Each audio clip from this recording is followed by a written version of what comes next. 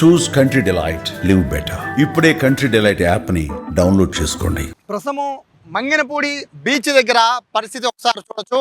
మోంతా తుఫాను తాకిడికి అంటే రేపు రాత్రికి మోంతా తుఫాన్ తీరం దాటుతుంది. కానీ మోంతా తుఫాను తీరం దాటే లోపు తీర ప్రాంతం మొత్తం కూడా ఏ విధంగా ఉంటుందో, ఎంత భయానకంగా ఉంటుందో చూపించడానికే ఒకసారి నా వెనకాల సముద్రాన్ని చూస్తే అర్థమైపోతుంది.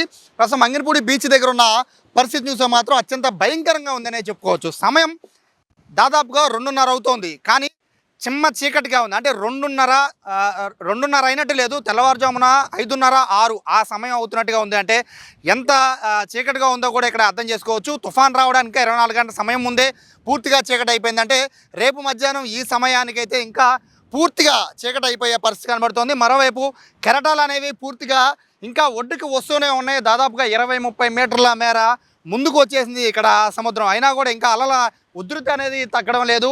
ఆటుపోట్లు అనేవి తుఫాన్ సమయంలో ఆటుపోట్లు అనేవి సహజంగా ఉంటూ ఉంటాయి. కానీ ఇక్కడ చూస్తూ ఉంటే మాత్రం తుఫాను హోరు అనేది ఏ విధంగా ఉందో అర్థం చేసుకోవచ్చు. ఇక్కడ నిలబడడానికి కూడా కనీసం ఇక్కడ ఆ సౌండ్కి, సముద్రం నుంచి వస్తున్న ఆ ఏదైతే ఆ వేగం కానీ ఆ సౌండ్కి కానీ ఇక్కడ నిలబడాలంటేనే భయం వేస్తున్న పరిస్థితి కనబడుతుంది. ఆ రేంజ్లో ఇక్కడ సముద్రం అనేది ఇక్కడ అంత భయానకంగా ఉందనే చెప్పుకోవచ్చు. ఈ తీరం మొత్తం కూడా అంటే ఇప్పుడు మనం చూస్తున్న మంగెనపూడి బీచ్ దగ్గర నుంచి మొదలు పెట్టుకొని మనము దాదాపుగా తీరం దాటే కాకినాడ వరకు కూడా మొత్తం ఇదే విధంగా అంత బీచ్ ఒడ్డు మొత్తం కూడా ఈ విధంగానే ప్రస్తుతం అయితే అల్లకల్లోలంగానే ఉందని చెప్పుకోవచ్చు. మరోవైపు తీర ప్రాంత ప్రజలందరినీ ఇప్పటికే పూర్తిగా అధికారులు అప్రమత్తం చేసేసిన నేపథ్యంలో ఎవరిని కూడా జాలర్లు అయితే ఇప్పటికే పూర్తిగా సముద్రం దగ్గరికి అంటే సముద్రం లోపలికి వెళ్ళనివ్వకుండా ఇప్పటికే ఆపేశారు. మరోవైపు పర్యాటకులను కూడా పూర్తిగా ఆపేసిన పరిస్థితి కనబడుతుంది. ఎవరిని కూడా లోపలికైతే నాడవడలేదు. పోలీసులు అయితే పూర్తి స్థాయిలో గస్తీ కూడా ఇక్కడ కాస్తున్న పరిస్థితి కనబడుతోంది.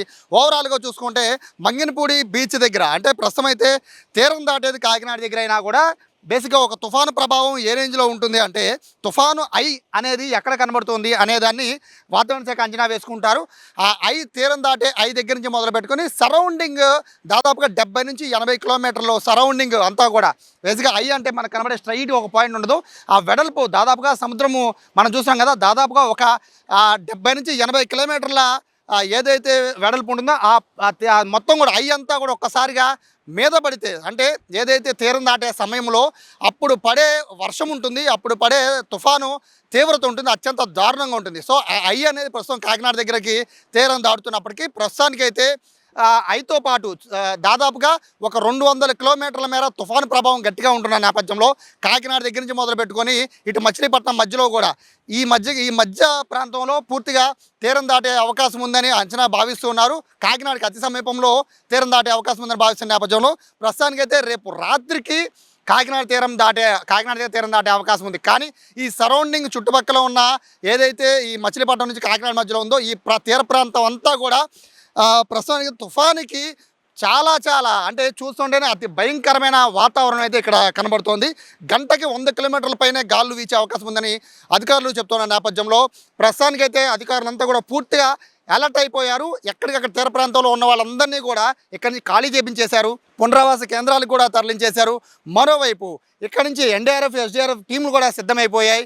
వర్షం కూడా స్టార్ట్ అయిపోయింది. నిన్నటి వరకు కూడా తుఫాను ఉన్నప్పుడు నిన్నటి వరకు కూడా వర్షం లేదు, కానీ వర్షం కూడా మరోవైపు స్టార్ట్ అయిపోయింది. ఈ వర్షం దాదాపుగా 3 రోజుల పాటు కంటిన్యూగా కొనసాగే అవకాశం ఉంది. కాబట్టి ప్రతి ఒక్కరూ కూడా ఏదైతే తీర ప్రాంతాల్లో ఉన్న వాళ్ళందరూ కాదు, కేవలం కృష్ణా, గుంటూరు, అలాగే ఇటువైపు తూర్పుగోదావరి, పశ్చిమ గోదావరి, విశాఖపట్నం వరకు కూడా అందరూ కూడా అలర్ట్గా ఉండాల్సిన పరిస్థితి. ఈ 3 రోజులు కూడా వాతావరణం చాలా డేంజర్గా మారే అవకాశం ఉంది.